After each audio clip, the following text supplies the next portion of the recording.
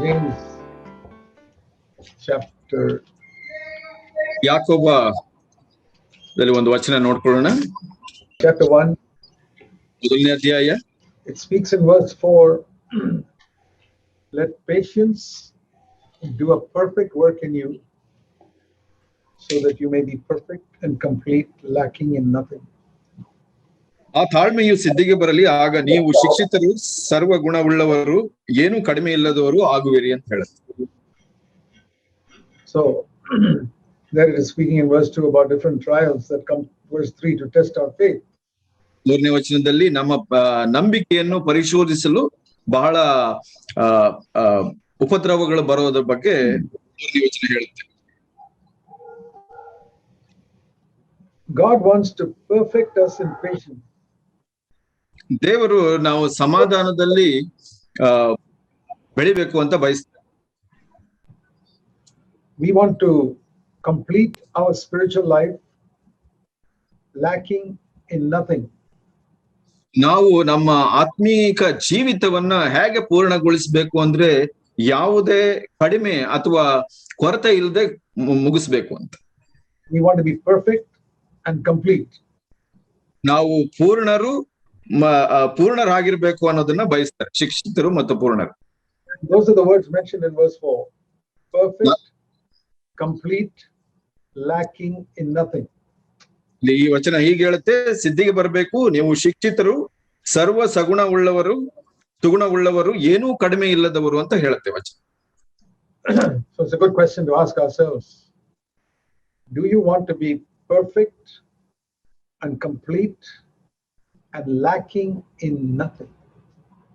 ನಾವು ಈ ಪ್ರಶ್ನೆಯನ್ನು ಕೇಳಿಕೊಳ್ಳೋದು ಬಹಳ ಒಳ್ಳೆಯದು. ನಮ್ಮಲ್ಲಿ ಆಶೆ ಇದೆಯಾ ಅಥವಾ ಉತ್ಸಾಹ ಇದೆಯಾ? ನಾವು ಪೂರ್ಣರು, ಸಕಲ ಸನ್ನದ್ಧರು ಮತ್ತು ಯಾವುದಕ್ಕೂ ಕಡಿಮೆ ಇಲ್ಲದವರು ಆಗ್ಬೇಕು ಅನ್ನೋದು ಆಶೆ ಇದೆಯಾ ನಮ್ಗೆ? It's like asking a serious student in school, do you want to get 100% in your subject? ಯಾವ್ದಾದ್ರೂ ಗಂಭೀರವಾದ ಒಂದು ವಿದ್ಯಾರ್ಥಿಗೆ ಒಂದು ಪ್ರಶ್ನೆ ಕೇಳಬಹುದು, ನೀನು ಎಲ್ಲಾ ವಿಷಯದಲ್ಲೂ ಉತ್ತೀರ್ಣನಾಗ್ಬೇಕಾ ಅಂತ. Do you want to get 100 out of 100? 100%, 100ರಲ್ಲಿ 100 ಅಂಕಗಳನ್ನ ತೆಗೆದುಕೊಳ್ಳಿಕ್ಕೆ ಬಯಸ್ತೀಯಾ? And every serious student will say yes. ಗಂಭೀರವಾದ ಒಬ್ಬ ವಿದ್ಯಾರ್ಥಿ ಹೌದು ಅಂತ ಹೇಳ್ತಾರೆ. That is the meaning here. Perfect, complete, lacking in nothing means 100 out of 100 before God. ಅದೇ ವಿಷಯವನ್ನ ಇಲ್ಲಿ ಹೇಳಲ್ಪಟ್ಟಿದೆ. ನಾವು ಸರ್ವ ಸುಗುಣವುಳ್ಳವರು, ಯಾವುದಕ್ಕೂ ಕಡಿಮೆ ಇಲ್ಲದವರು ಆಗಿರ್ಬೇಕು ಅಂದ್ರೆ 100ಕ್ಕೆ 100% ಅಂಕಗಳನ್ನ ತೆಗೆದುಕೊಳ್ಳೋದು. How to get there? ಅಲ್ಲಿ ಹೇಗೆ ತಲುಪುವುದು?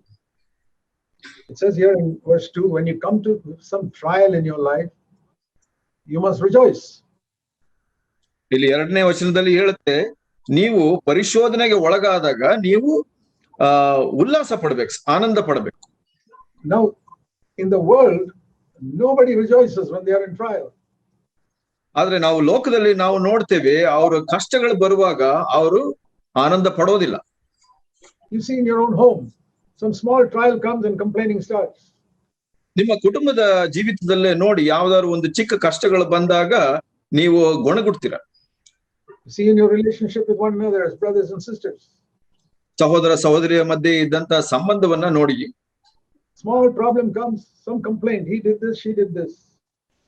ಯಾವುದೇ ಒಂದು ಚಿಕ್ಕ ಸಮಸ್ಯೆ ಅಥವಾ ಕಷ್ಟಗಳು ಬಂದ್ರೆ ಆಕೆ ಮಾಡಿದ್ಲು, ಈತ ಮಾಡ್ದ ಅಂತ ಗೊಣಗುಡ್ತೀವಿ. A trial is like an examination that your child has in a school class. ಒಂದು ಕಷ್ಟ ಅಥವಾ ಪರಿಶೋಧನೆ ವಿದ್ಯಾರ್ಥಿ ಎಷ್ಟು ಚೆನ್ನಾಗಿ ಓದಿದಾನೆ ಅನ್ನೋದನ್ನ ತೋರಿಸುತ್ತೆ. So if he gets 0 in that test in the school, he's not going to go to the next class.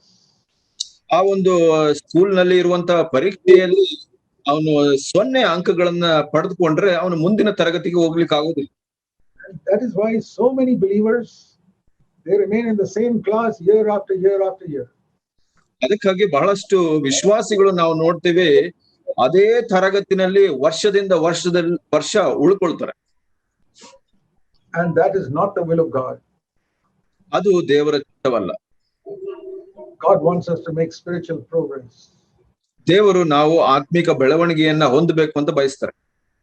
And so, like it says in verse 2, when a trial comes, You must say, praise the Lord, that God is going to give me a promotion here. ಹಾಗಿದ್ದಾಗ ನಾವು ಕಷ್ಟಗಳನ್ನ ಎದುರಿಸುವಾಗ ದೇವರಿಗೆ ಸ್ತೋತ್ರ ಮಾಡಬೇಕು, ದೇವರೇ ನೀನು ಒಳ್ಳೇದು ಮಾಡ್ತಾ ಇದೀಯ ಅಂತ. Now, that is not the normal reaction of any unbeliever. ಅದು ಒಂದು ಸಾಧಾರಣ ಪ್ರತಿಕ್ರಿಯೆ ಆಗಿರೋದಿಲ್ಲ ಅವಿಶ್ವಾಸಿಗಳಲ್ಲಿ. But we are not unbelievers. ಆದ್ರೆ ನಾವು ಅವಿಶ್ವಾಸಿಗಳಲ್ಲ. What should we do? We must consider it only joy. It says only joy when you have a trial. ನಾವು ಕಷ್ಟಗಳನ್ನ ಅನುಭವಿಸುವಾಗ ಕೇವಲ ಅದನ್ನ ಆನಂದಕರವಾದದ್ದು ಅಂತ ಪರಿಗಣಿಸಬೇಕು. And then if you do that, ನೀವು ಹಾಗೆ ಮಾಡಿದ್ರೆ your patience, verse 4, will have a perfect result and you will lack in nothing. ಹಾಗೆ 4ನೇ ವಚನದಲ್ಲಿ ಹೇಳುತ್ತೆ, ಆ ತಾಳ್ಮೆಯು ಸಿದ್ಧಿಗೆ ಬಂದು ಆಗ ನೀವು ಶಿಕ್ಷಿತರು, ಸರ್ವ ಸುಗುಣವುಳ್ಳವರು, ಏನೂ ಕಡಿಮೆ ಇಲ್ಲದವರು ಆಗುವಿರಿ. So you must not listen to what I'm saying as just a message. ನಾನು ಹೇಳ್ತಾ ಇರೋದನ್ನ ಒಂದು ಪ್ರಸಂಗ ಅಂತ ತೆಗೆದುಕೊಳ್ಬೇಡಿ. You must say, Lord, I want to learn something today which I have not learned so far. ಕರ್ತನೆ, ನಾನು ಯಾವುದೋ ಒಂದನ್ನ ಕಲ್ತ್ಕೊಳ್ಬೇಕು, ಯಾವುದನ್ನ ನಾನು ಕಲ್ತ್ಕೊಂಡಿಲ್ಲ ಅದನ್ನ ಕಲ್ತ್ಕೊಳ್ಬೇಕು ಸ್ವಾಮಿ ಅಂತ ಕೇಳೋರಾಗಿರ್ಬೇಕು. I want to learn this lesson because I want to become perfect. ನಾನು ಈ ಪಾಠವನ್ನ ಕಲ್ತ್ಕೊಳ್ಬೇಕು ಸ್ವಾಮಿ, ಯಾಕೆಂದ್ರೆ ನಾನು ಪೂರ್ಣ ಸಿದ್ಧಿಗೆ ಬರಬೇಕು. I want to enter into James chapter 1 verse 4. ನಾನು ಈ ಯಾಕೋಬನ ಬರೆದ ಪತ್ರಿಕೆಯಲ್ಲಿ 1ನೇ ಅಧ್ಯಾಯ 4ನೇ ವಚನದಲ್ಲಿ ಪ್ರವೇಶಿಸಬೇಕು. I want that word to become true in my life. ಆ ವಾಕ್ಯ ನನ್ನ ಜೀವಿತದಲ್ಲಿ ಸತ್ಯವಾಗಬೇಕು. And for that, when a trial comes, I must rejoice. ಅದಕ್ಕೆ ನಾನು ಏನ್ ಮಾಡ್ಬೇಕು? ಕಷ್ಟಗಳು ಬಂದಾಗ ಆನಂದ ಪಡಬೇಕು. Instead of complaining, ದೂಷಣೆ ಹೇಳೋ ಬದಲಿಗೆ, instead of saying, why is he saying that and why is she behaving like this? ಯಾಕೆ ಆತನು ಹೀಗೆ ಹೇಳ್ತಾ ಇದ್ದಾನೆ, ಯಾಕೆ ಆಕೆ ಹೀಗೆ ಪ್ರತಿಕ್ರಿಯೆ ಕೊಡ್ತಾ ಇದ್ದಾಳೆ ಅಂತ ಕೇಳೋ ಬದಲಿಗೆ, I'll give you an answer to that question. ಆ ಪ್ರಶ್ನೆಗೆ ನಾನು ಉತ್ತರ ಕೊಡ್ತೇನೆ. Why is that person doing this, or why is she doing this or saying this? ಯಾಕೆ ಆ ವ್ಯಕ್ತಿ ಹೀಗೆ ಮಾಡ್ತಾ ಇದ್ದಾನೆ, ಯಾಕೆ ಹೀಗೆ ಹೇಳ್ತಾ ಇದ್ದಾಳೆ ಈಕೆ? ಅದಕ್ಕೆ to make you patient. ನಿನ್ನಲ್ಲಿ ತಾಳ್ಮೆ ಸಿದ್ಧಿಗೆ ಬರಬೇಕು ಅಂತ ಹಾಗೆ ಮಾಡ್ತಾ ಇರೋದು. That's the answer. You're in God's word. ಅದೇ ಉತ್ತರ ಈ ವಾಕ್ಯದಲ್ಲಿ ಇರೋ ಪ್ರಕಾರ. So that you can become perfect. ಅದರಿಂದ ನೀನು ಪೂರ್ಣನಾಗ್ಬೇಕು ಅಂತ ಉದ್ದೇಶ. These people around me who trouble me in so many ways, they are making me perfect. ಬಹಳಷ್ಟು ಜನ ನನ್ನ ಸುತ್ತ ಇದ್ದು ಕಷ್ಟ ಕೊಡುವಂತವರು ನಾನು ಪೂರ್ಣನಾಗ್ಬೇಕು ಅಂತ ಅವ್ರ ಕಾರ್ಯಗಳನ್ನ ನಡೆಸ್ತಾ ಇದ್ದಾರೆ. Remember this, my dear brothers and sisters. ಇದನ್ನ ನನ್ನ ಪ್ರಿಯ ಸಹೋದರ ಸಹೋದರಿಯರೇ ನೆನಪಿಟ್ಕೊಳ್ಳಿ. Nobody in the world can make you to sin. ಈ ಲೋಕದಲ್ಲಿ ಯಾರು ನಿಮ್ಮನ್ನ ಪಾಪಕ್ಕೆ ನಡೆಸೋದಿಲ್ಲ. You choose to sin yourself. ನೀನೇ ಆ ಪಾಪಕ್ಕೆ ಒಳಪಡ್ತೀಯ, ಆರಿಸ್ಕೊಂಡ್ತೀಯ. Nobody in the world can make you angry. ಲೋಕದಲ್ಲಿ ಯಾರು ನಿನ್ನನ್ನ ಕೋಪಗ್ರಸ್ತನಾಗಿ ಮಾಡ್ಲಿಕ್ಕೆ ಆಗೋದಿಲ್ಲ. You become angry yourself. ನೀನೇ ತಾನಾಗಿಯೇ ಕೋಪಗೊಳ್ತೀಯ. If I follow these verses here, ಇಲ್ಲಿ ಕೊಟ್ಟಂತ ವಾಕ್ಯಗಳನ್ನ ನಾನು ಹಿಂಬಾಲಿಸಿದ್ರೆ, somebody treats me in a way that is like a trial for me. ಯಾರೋ ಒಬ್ಬರು ನನ್ನನ್ನ ಒಂದು ಸಂಕಷ್ಟಕ್ಕೆ ನಡೆಸಿದ್ರೆ, and what do I do then? ಆ ಸಮಯದಲ್ಲಿ ನಾನು ಏನ್ ಮಾಡ್ಬೇಕು? Instead of complaining, verse 2, I rejoice. ದೂಷಣೆ ಹೇಳೋ ಬದಲಿಗೆ ನಾನು ಆನಂದ ಪಡ್ತೇನೆ. And then I gradually become a little more perfect. ನಂತರ ನಾನು ಸ್ವಲ್ಪವಾಗಿ ಪೂರ್ಣನಾಗ್ತಾ ಹೋಗ್ತೇನೆ. God will give you many opportunities every day of your life. ನಾನು ಹೇಳಲಿಕ್ಕೆ ಇಷ್ಟಪಡ್ತೀನಿ, ದೇವರು ನಿಮಗೆ ಬಹಳಷ್ಟು ಈ ಒಂದು ಅವಕಾಶಗಳನ್ನ ಕೊಡ್ತಾರೆ ಪ್ರತಿ ದಿವಸ. Every day you get opportunities to deny yourself and to be patient with other people. ಪ್ರತಿ ದಿವಸ ನಿನಗೆ ಈ ಒಂದು ಅವಕಾಶಗಳು ಕೊಡಲ್ಪಡುತ್ತೆ, ನೀನು ಇತರರೊಂದಿಗೆ ತಾಳ್ಮೆಯಿಂದ ಇದ್ದು ಪೂರ್ಣನಾಗೋದಕ್ಕೆ. Beginning with your wife and your husband, ಪ್ರಾರಂಭದಿಂದ ನಿನ್ನ ಹೆಂಡತಿ ಅಥವಾ ಗಂಡ and your children. ಮತ್ತೆ ನಿನ್ನ ಮಕ್ಕಳು. All children teach us tremendous amount of patience if you want to learn it. ನಾವು ಕಲಿಯಲು ಆಸಕ್ತರಾಗಿದ್ರೆ ನಮ್ಮ ಮಕ್ಕಳು ಬಹಳಷ್ಟು ಆ ಒಂದು ತಾಳ್ಮೆಯನ್ನ ಕಲಿಸುವವರಾಗಿರ್ತಾರೆ. When your children are small, don't they irritate you in so many ways? ನಿಮ್ಮ ಮಕ್ಕಳು ಚಿಕ್ಕವರಾಗಿದ್ದಾಗ ಅವರು ಬಹಳಷ್ಟು ನಿಮ್ಮನ್ನ ಕೆಣಕಿಸುವವರಾಗಿರ್ತಾರೆ. All children are like that, not only your children. ನಿಮ್ಮ ಮಕ್ಕಳು ಮಾತ್ರ ಅಲ್ಲ, ಎಲ್ಲರ ಮಕ್ಕಳು ಹಾಗೆ ಇರ್ತಾರೆ. But how you react to that determines whether you will just remain in the same class and get 0, or whether you'll get 100 and move on. ಅದಕ್ಕೆ ನೀನು ಹೇಗೆ ಪ್ರತಿಕ್ರಿಯೆ ಕೊಡ್ತೀಯ ಅದು ಸಿದ್ಧಪಡಿಸುತ್ತೆ. ನೀನು 0 ಮಾರ್ಕ್ ಅಂಕಗಳನ್ನು ತಗೊಂಡು ಅದೇ ತರಗತಿಯಲ್ಲಿ ಇರ್ತೀಯ ಅಥವಾ 100 ಅಂಕಗಳನ್ನು ತಗೊಂಡು ಮುಂದಿನ ತರಗತಿಗೆ ಹೋಗ್ತೀಯ.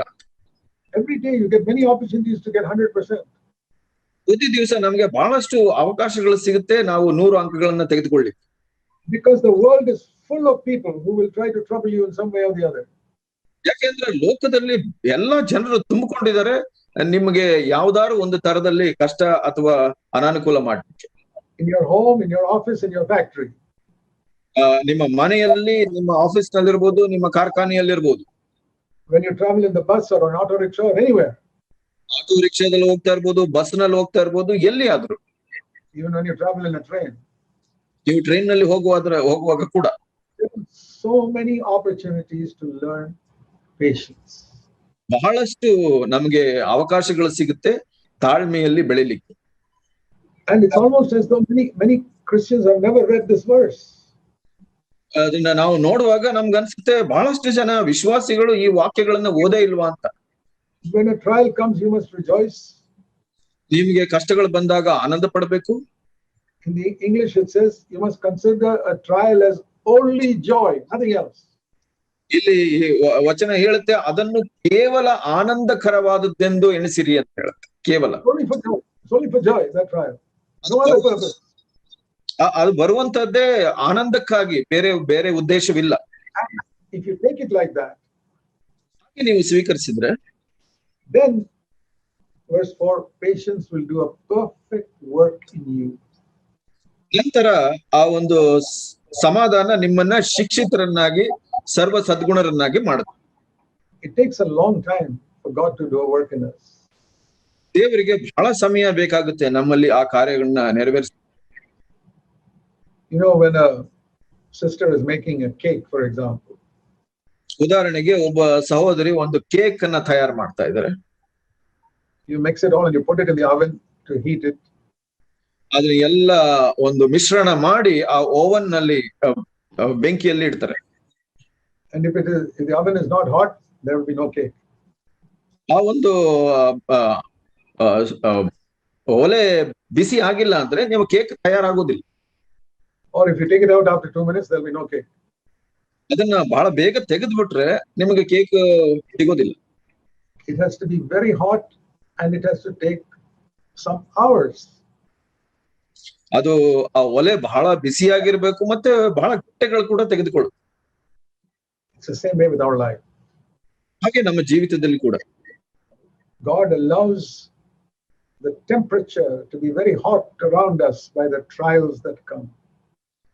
ದೇವರು ಅನುಮತಿಸ್ತಾರೆ ನಮ್ಮ ಸುತ್ತಲಿನ ವಾತಾವರಣದಲ್ಲಿ ಹೆಚ್ಚು ಬಿಸಿ ಅಥವಾ ಕಷ್ಟಗಳು ಬರಬೇಕು ಅಂತ. And the purpose is that we become perfect, like a cake that is perfect.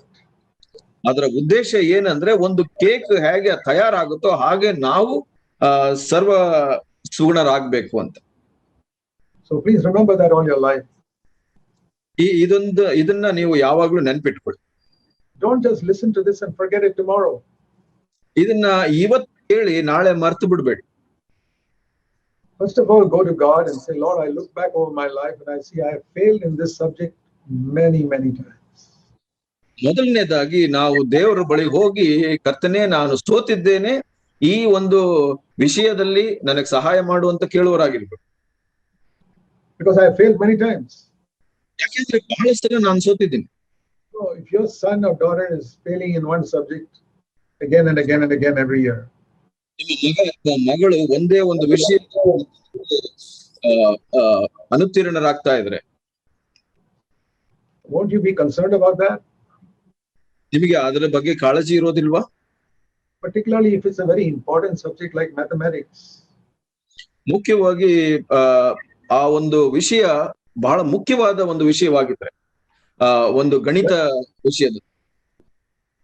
So in the same way, patience is a very important subject in the Christian life.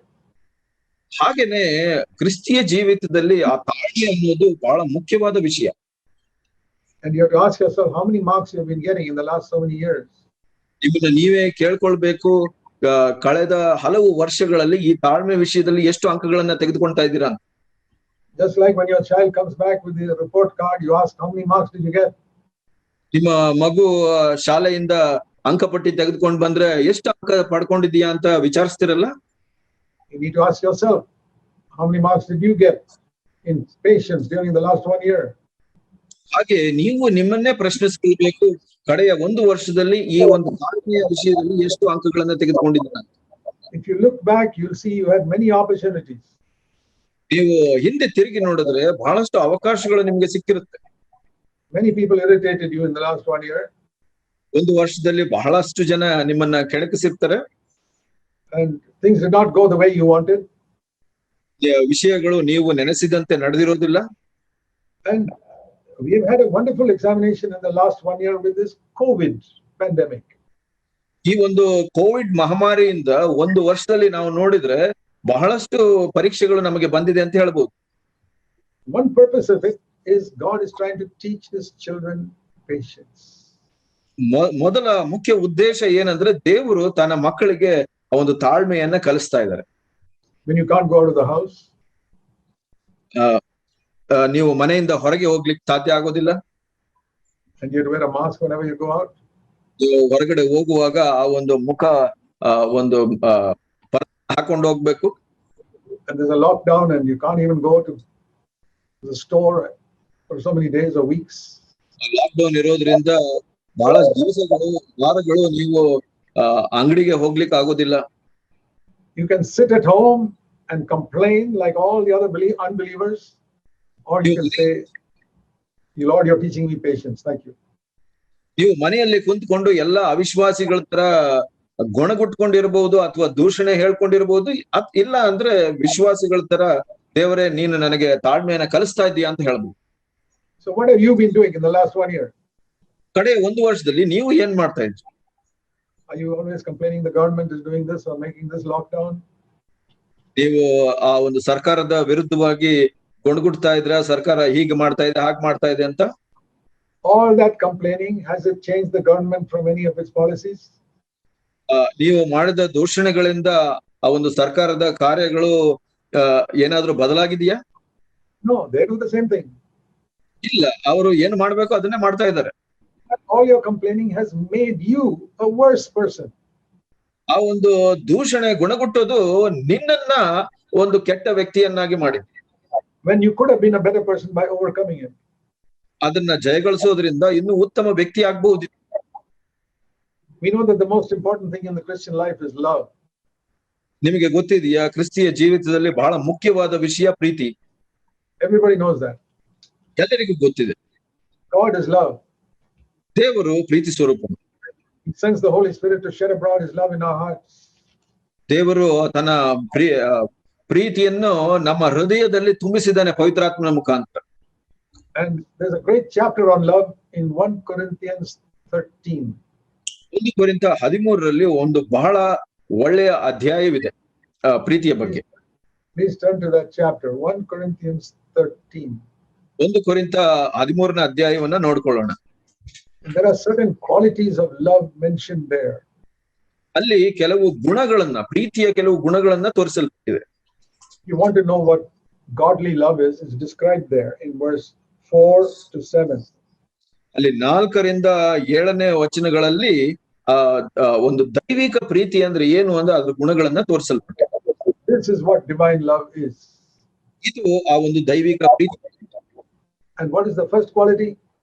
ಮೊದಲ ಗುಣವೇನು? Verse 4. 4ನೇ ವಚನದಲ್ಲಿ 1 Corinthians chapter 13 verse 4. 1 ಕೊರಿಂಥ 13:4. Love is patience. ಪ್ರೀತಿ ಬಹು ತಾಳ್ಮೆಯುಳ್ಳದು. You cannot say that you love your wife if you're not patient with her. ನೀವು ನಿನ್ನ ಹೆಂಡತಿಯನ್ನ ಪ್ರೀತಿಸ್ತೀನಿ ಅಂತ ಹೇಳಲಿಕ್ಕೆ ಆಗೋದಿಲ್ಲ ನಿಮಗೆ ತಾಳ್ಮೆ ಇಲ್ಲ ಅಂದ್ರೆ. You cannot say that you love your husband if you're not patient with him. ನಿಮ್ಮ ಗಂಡನ ಜೊತೆ ನೀವು ತಾಳ್ಮೆಯಿಂದ ಇಲ್ಲ ಅಂದ್ರೆ ನೀವು ಪ್ರೀತಿಸ್ತೀರಾ ಅಂತ ಹೇಳಲಿಕ್ಕೆ ಸಾಧ್ಯವಿಲ್ಲ. You cannot say you're patient with your children. You cannot say you love your children if you're not patient with them. ನೀವು ನಿಮ್ಮ ಮಕ್ಕಳನ್ನ ಪ್ರೀತಿಸ್ತೀನಿ ಅಂತ ಹೇಳಲಿಕ್ಕೆ ಆಗೋದಿಲ್ಲ ನಿಮಗೆ ತಾಳ್ಮೆ ಇಲ್ಲ ಅಂತ. We say we love our children by giving them money and food and clothes and education and all that. ನಾವು ಹೇಳ್ತೀವಿ ಮಕ್ಕಳಿಗೆ ಆಹಾರ ಕೊಡ್ತೀವಿ, ಬಟ್ಟೆ ಕೊಡ್ತೀವಿ, ಬೇರೆ ಎಲ್ಲಾ ಸಕಲ ಸವಲತ್ತುಗಳನ್ನ ಕೊಡ್ತೀವಿ. But ungodly people also do that, and atheists also do that for their children. ಯಾರು ದೇವ್ರನ್ನ ನಂಬೋದಿಲ್ಲ ಅಥವಾ ಅವಿಶ್ವಾಸಿಗಳು ಕೂಡ ಹಾಗೆ ಮಾಡ್ತಾರೆ ತನ್ನ ಮಕ್ಕಳಿಗೆ. There's no difference in that. ಅದರಿಂದ ಏನು ವ್ಯತ್ಯಾಸ ಇಲ್ಲ. But we show our love by being patient. ನಾವು ಮಕ್ಕಳಿಗೆ ಯಾವ ರೀತಿ ಪ್ರೀತಿ ತೋರಿಸ್ತೀವಿ ಅಂದ್ರೆ ಅವರ ಜೊತೆ ತಾಳ್ಮೆಯಿಂದ ವ್ಯವಹರಿಸೋದ್ರಿಂದ. That is the number one quality of love mentioned by the Holy Spirit here. ಇಲ್ಲಿ ಪವಿತ್ರಾತ್ಮನಿಂದ ತೋರಿಸಲ್ಪಟ್ಟ ಪ್ರೀತಿಯ ಮೊದಲ ಗುಣ ಇದಾಗಿದೆ. And that's why it says in James chapter 1, when a trial comes, let patience work in you. ಅದಕ್ಕಾಗಿ ಯಾಕೋಬನು ಹೇಳ್ತಾನೆ, ಯಾವಾಗ ನಿಮ್ಗೆ ಕಷ್ಟಗಳು ಬರುತ್ತೆ ಆವಾಗ ತಾಳ್ಮೆಯು ಸಿದ್ಧಿಗೆ ಬರಲಿ ಅಂತ.